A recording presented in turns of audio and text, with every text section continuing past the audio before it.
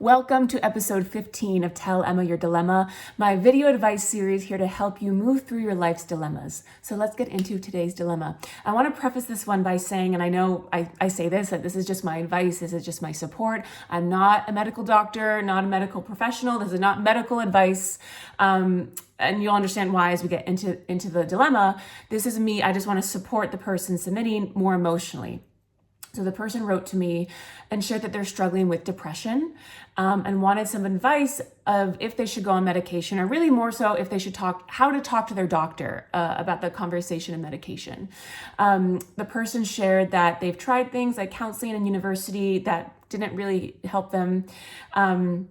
And that the doctors don't want her to go on medication, but she has that feeling that she wants to. And she also shared, I just had the dilemma here that I'm reading, because I don't want to miss anything. She also shared that she's able to talk to some friends about their experience with medication.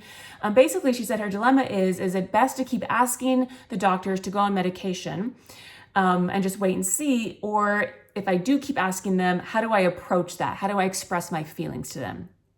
And this is the part of the dilemma that I really want to support you with. Because again, like I said, I'm not your doctor, I'm not medical, professional. And I also don't know your full history, right? Actually, the first thing I really want to say is how brave and courageous it is to say, hey, I need some help. I need some support. I don't know if I've shared so much of my own past history, but I used to battle depression.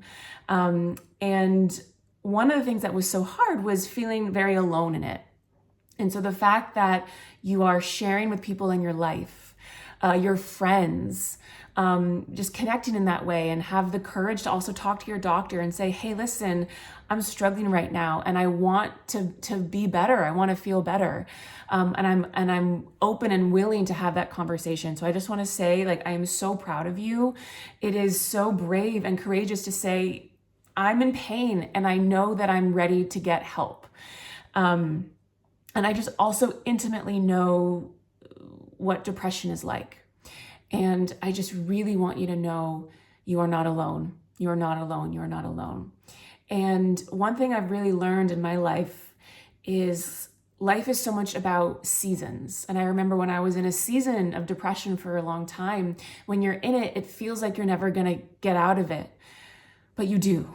You do. And it's so good to explore different ways of support, right? So again, I know you said you tried counseling, and I understand if you didn't align. I also say to people too, maybe it's about finding the right person, right? Sometimes we have to take some time to find the right person that we connect with. But even just connecting with your friends, right? And just saying, hey, it's so beautiful and vulnerable to say I'm going through this, and they can, you all can support one another.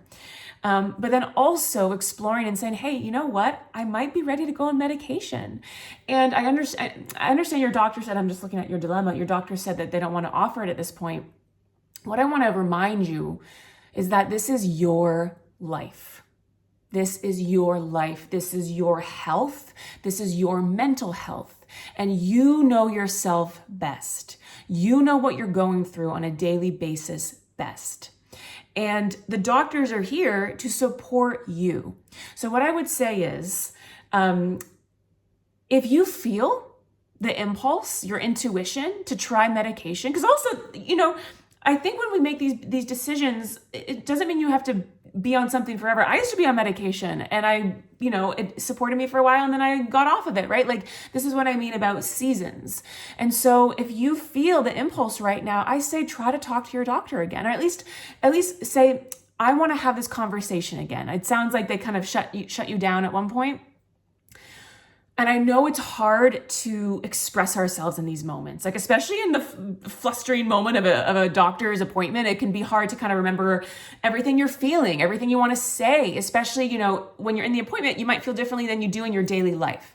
So what I would offer you is every day, almost keep a journal of what's going on, like how you are in the mornings, the afternoons, the evenings, what's coming up, the points you want to make with your doctor about how you're feeling and why you want to try medication.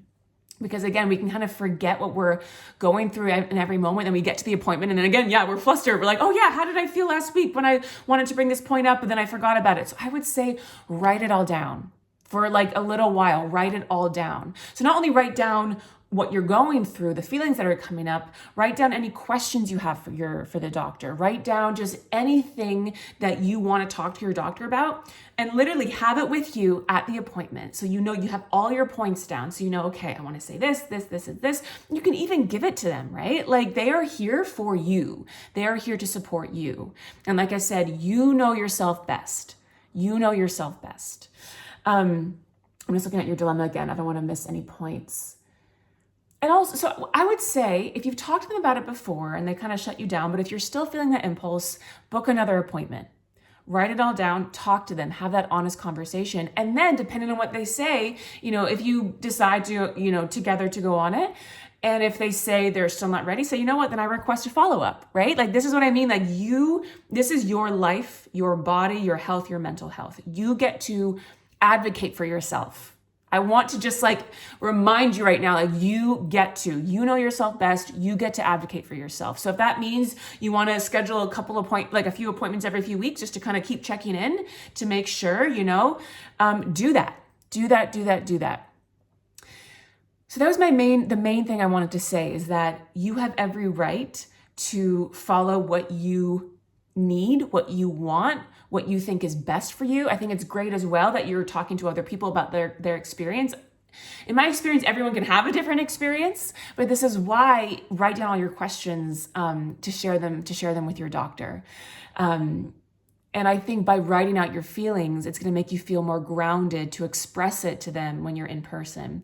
Another formula that I often teach people is when we're about to have a difficult conversation or a difficult moment, we can actually kind of rehearse these difficult moments before we experience them. And I think often we do that, right? In life, when we're about to have a difficult conversation with somebody, we might rehearse what we want to say in the shower. More so, you said, I want to, how do I express my feelings to them? What I want to teach you the formula of is how to feel grounded or how to feel whatever feeling you want to feel, how to activate that, and then be able to show up to conversations from that place.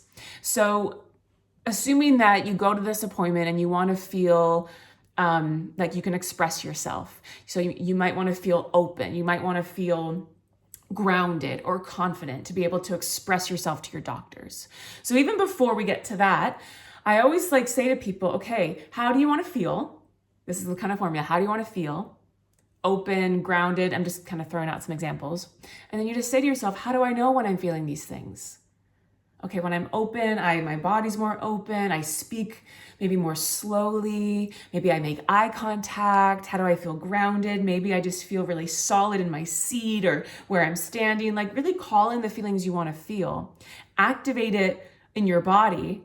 And then before you walk into that appointment, activate those feelings. So you walk into your appointment from that place where you're feeling grounded, where you're feeling open, where you're feeling full of confidence to express yourself. So that's another just kind of formula I like to teach people is that in every moment of our lives, when we're kind of living, the scenes of our life, we actually get to take a pause and activate the emotional state we want to be in because it's going to make us feel more powerful and grounded to have those difficult conversations. So that was another little tool I wanted to teach you. But the main thing is write out everything you want to say. Know that you get to ask as many questions as you want to ask. They're here for you. You know yourself best, and you get to advocate for yourself. This is your life. This is your life. Thank you for this dilemma. Thank you for this dilemma. Like I said, I intimately know what depression feels like. And like I said in the beginning, you wanting to feel better and get help and explore different options is so beautiful and so brave, and you should be so proud of yourself. And I'm really proud of you. And I know this is a dilemma that I'm sharing more openly, but just as a note, if you want to message me anytime, dilemma submitter, please know that I'm always here. Okay, big love to you all, and until next time on Tell Emma Your Dilemma. Mwah.